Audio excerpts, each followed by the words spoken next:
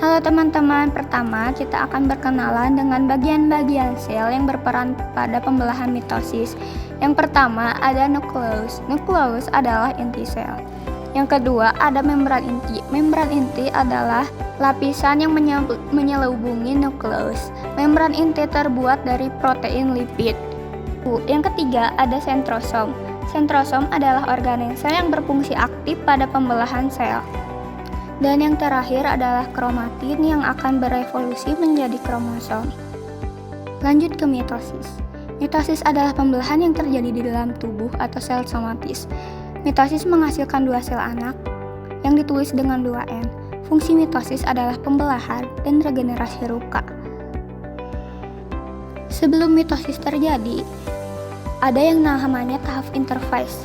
Interfase adalah tahap pramitosis atau tahap siap-siap.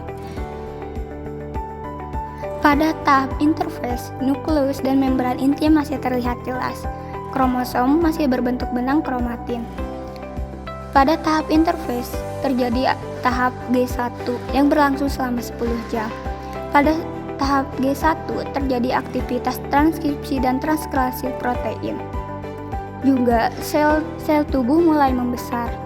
Seluruh organ di sel akan membelah diri kecuali materi genetik. Selanjutnya, pada tahap interfase terjadi sintesis. Sintesis terjadi selama 9 jam. Pada sintesis terjadi replikasi DNA.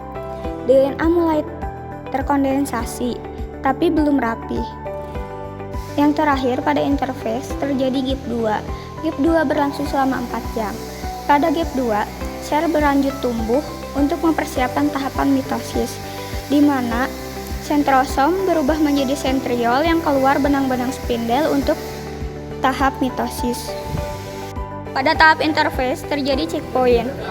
Checkpoint adalah pengecekan jika pada salah satu tahap gagal, tahap itu tidak akan bisa melanjutkan ke tahap lain. Misalkan pada gap 1 gagal, maka gap 1 tidak akan bisa melanjutkan kepada tahap sintesis. Pada tahap profase awal, kromatin berubah menjadi kromatin. Lalu, nukleus menghilang. Dan pada tahap profase awal, sentrosom membelah 2 jadi sentriol. Pada profase akhir, kromatid berubah menjadi kromosom. Dan di belahan sentriol muncul benang-benang spindel.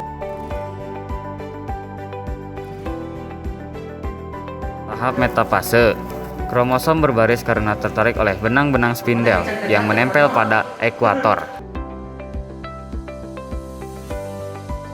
Tahap anafase. Yang pertama, benang spindel menarik kromosom hingga terbelah jadi 2 ke arah berlawanan.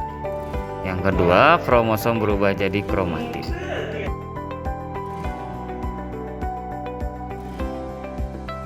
Yang terakhir adalah telopase. Pada telopase terjadi tahap sitokinesis, yaitu pembelahan sitoplasma.